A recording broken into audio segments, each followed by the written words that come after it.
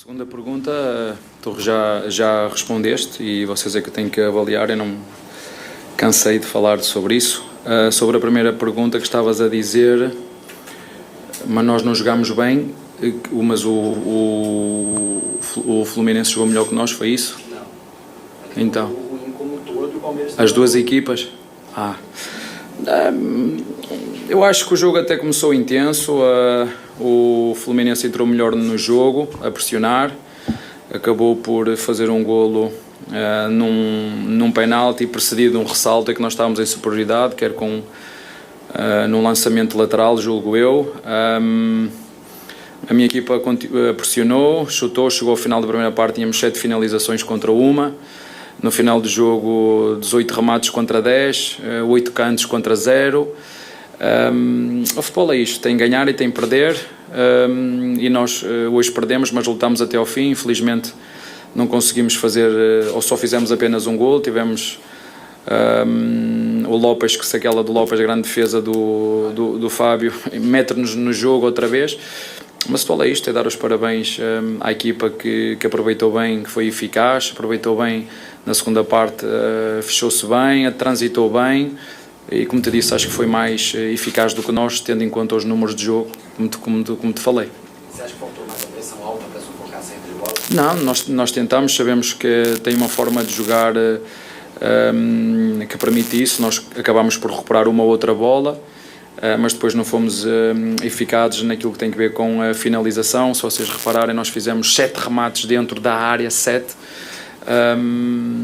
Mas hoje não fomos eficazes. Acho que sinceramente hoje a diferença foi exatamente essa. O nosso adversário, basta olhar como foi o segundo golo do nosso adversário. Se puxares a fita atrás, o golo do adversário surge de um lançamento que é nosso, a bola está em nosso poder. Mas como te disse, vocês têm que, ou nós temos que chegar ao final e que conta é o resultado. Dar os parabéns ao nosso adversário, ganhou e ponto. Em relação ao árbitro, vocês têm tempo suficiente para falar sobre isso. Não achei minimamente justa a expulsão do João, tendo em conta que 10 minutos antes o Diniz protestou tanto ou mais que o João, mas o árbitro é que sabe, são decisões e o árbitro é que sabe. Boa noite, Abel. Tudo bem? Paulo Massini por aqui. Abel, eu sei que quando as coisas vão mal, você diz para os seus jogadores e diz publicamente, deixem o externo de lado, né? Só que quem está do lado de cá, a gente trabalha com esse externo, né? São pessoas que apoiam o nosso trabalho e têm perguntas a fazer. E vocês ganham dinheiro por isso, não é? Sim, é justo. É uma troca. É uma troca. E eu queria te fazer hoje 2 perguntas, se você me permite. Se você acha que tem uma diferença muito grande entre o elenco do Palmeiras quando você precisa trocar os jogadores que entram, e não é nem análise técnica, é questão de idade, questão de falta de ritmo de jogo. Essa eu queria saber a sua análise a respeito dessa diferença. E a segunda, Abel, o ano que vem tem Copa América, Olimpíada, 5 datas FIFA, tá? E as nossas jabuticabas continuam, estadual, vai continuar tudo a mesma coisa. Você acha que é possível levar uma temporada o ano que vem com um elenco tão mais curto como você gosta de trabalhar? Obrigado. O ano que vem, eu não sei o que é que vai acontecer o ano que vem, portanto eu não vivo com isso, eu vivo com o presente e vivo com a primeira pergunta que fez. Eu entendo, vocês ganham dinheiro a fazer notícias, é daí que você recebe o seu dinheiro, e o nosso é de dar o nosso melhor dentro do campo. Posso-lhe fazer uma pergunta outra vez? Você é melhor jornalista hoje ou há 30 anos atrás? Hoje. Então, a minha resposta você é inteligente, está respondida. Há dores de crescimento que nós temos que passar e não há milagres. Aconteceu comigo enquanto treinador, eu tenho 44 anos, estou há 6 anos no futebol de mais alto nível e sei o que eu era há 6 anos atrás e sei o que eu sou hoje. Eu há 6 anos atrás tinha o potencial que tenho hoje. Depois é uma questão de trabalhar e de seguir e dar oportunidade e me deixarem treinar equipas como foi o Braga, que fiz um bom trabalho. Depois fui para o Pauó, que fiz um bom trabalho. Vim para o Palmeiras, um clube de top, que luta por títulos, e estou a fazer o meu trabalho. Os jogadores têm que fazer todo esse processo, não é? E nós sabemos os riscos que estamos a correr, não é nada de novo. E basta, vocês são inteligentes, nós somos uma equipa, como te disse, jovem, e quando estamos todos juntos temos tempo para preparar os nossos jogos, não temos só 2 dias para vir aqui jogar contra o Fluminense, e temos que fazer gestão de energia para jogar na máxima força. O resto, vocês, não te vou estar a responder, vou deixar que vocês exerçam a vossa opinião, que assim tem mais conteúdo para dizer, e como tu és inteligente, os meus jogadores, os que eu tenho, são os melhores, porque são os que eu tenho, são os meus jogadores. Abel, aqui, Lucas Mol, da Rádio Web Bate Fundo Esportivo. A primeira pergunta, eu queria que você comentasse, o Globo Esporte falou aqui, que o seu auxiliar, quando ele sai, ele fala, hoje está condicionado. Não sei se você conversou com ele e o que ele falou para você. Eu queria que você falasse sobre isso. E outra pergunta é sobre principalmente o segundo gol, e você até comentou que a bola estava no controle de vocês, né?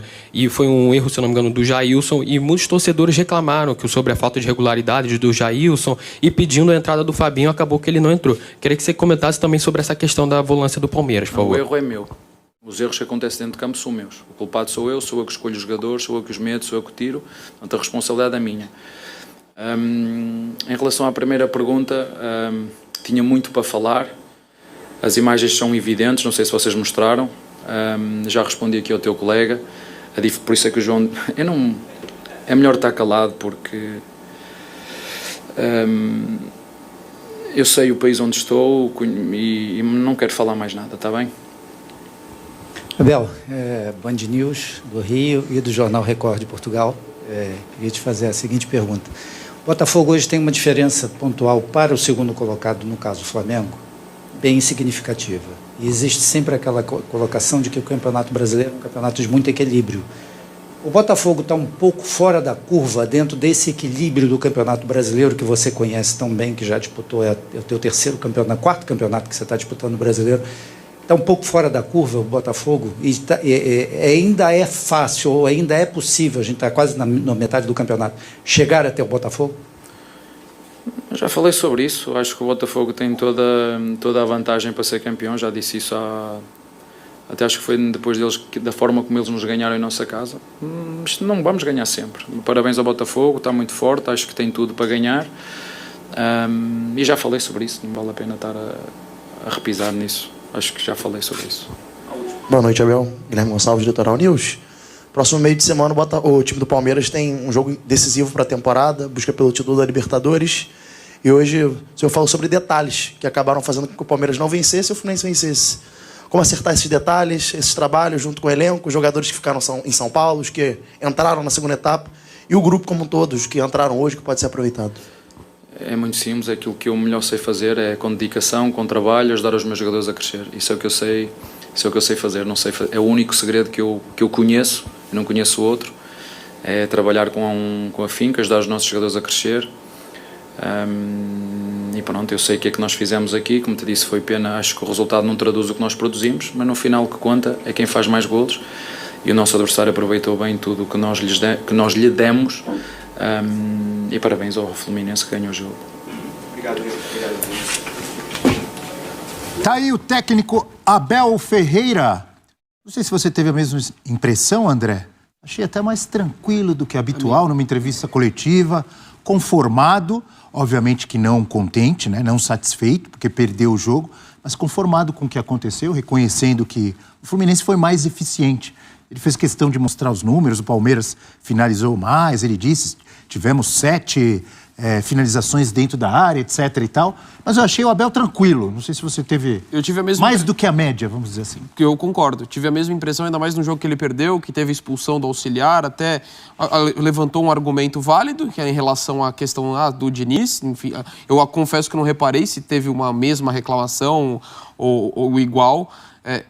O auxílio dele não pode falar que hoje está condicionado. Isso gera aquela narrativa de conspiração e tudo mais que só leva o lado muito agressivo do futebol. Então eu não concordo com esse tom. Mas, de fato, o Abel é muito mais calmo. Eu acho que a análise muito sensata do que foi a partida, as chances que o Palmeiras teve, enquanto a gente reviu os lances, as defesas que o Fábio fez. E até no momento que ele poderia, de repente, se incomodar com a questão da arbitragem, do auxiliar dele, prefiro não falar. Achei que foi um bom tom da coletiva do Abel. Só para completar, antes da gente falar sobre o Internacional e Corinthians, o empate no Beira-Rio, ele foi perguntado ali sobre elenco.